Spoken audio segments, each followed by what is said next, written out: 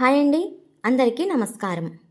ఒకరోజు భృగు మహర్షి పొద్దున్నే వచ్చి శివునికి ప్రదక్షిణ చేయాలనుకుంటాడు.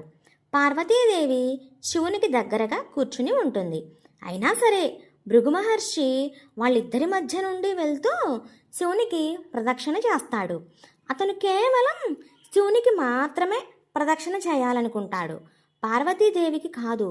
శివుడికి అతను ఇలా చేయటం ఎంతో ఆశ్చర్యంగా అనిపిస్తుంది. కానీ పార్వతీదేవికి అలా అనిపించదు. ఎందుకంటే పార్వతీదేవి మనందరికీ అమ్మ కదా. అందుకని ఆమె శివుని వైపు చూసినప్పుడు శివుడు పార్వతీదేవికి సైగ చేస్తాడనమాట. నీవు దగ్గరగా జరుగు, తను నీకు కూడా ప్రదక్షిణ చేస్తాడు అని.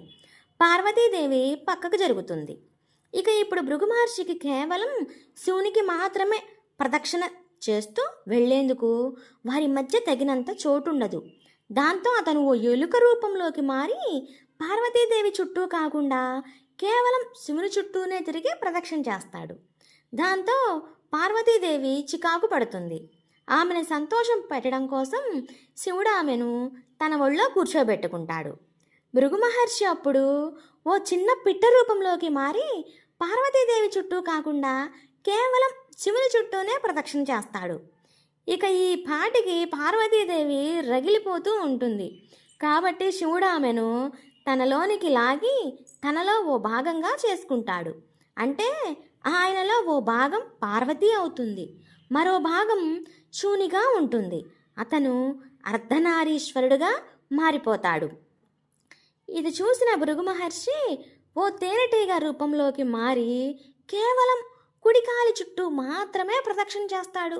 భృగు మహర్షి యొక్క చిన్నపిల్లాడి తరహా భక్తి అమోఘం. కానీ అదే సమయంలో శివుడు భృగు మహర్షి తన భక్తిలో పడి ఈ సృష్టి యొక్క అంతిమ స్వభావాన్ని తెలుసుకోవటంలో విఫలం అవ్వకూడదనుకుంటాడు. కాబట్టి అతను సిద్ధాసనంలో కూర్చుంటాడు. ఇక భృగు మహర్షికి కేవలం ఓ కాలికి కానీ లేదా శరీరంలోని ఒకే భాగానికి కానీ ప్రదక్షిణ చేసే మార్గం ఉండదు. ప్రదక్షిణ చేయాలనుకుంటే తన స్త్రీత్వం ఇంకా పురుషత్వం ఈ రెండు సూత్రాలకు ప్రదక్షిణ చేసి తీరాలి. ఇక అప్పుడు భృగు మహర్షి తాను చేసిన తప్పేమిటో తెలుసుకొని ప్రదక్షిణ చేయటం మొదలు పెడతాడు ఈశ్వరుడికి, పార్వతీదేవికి. మా వీడియో కనుక మీకు నచ్చినట్లయితే మా ఛానల్ని లైక్ చేయండి, షేర్ చేయండి, సబ్స్క్రైబ్ చేయండి. Thank you.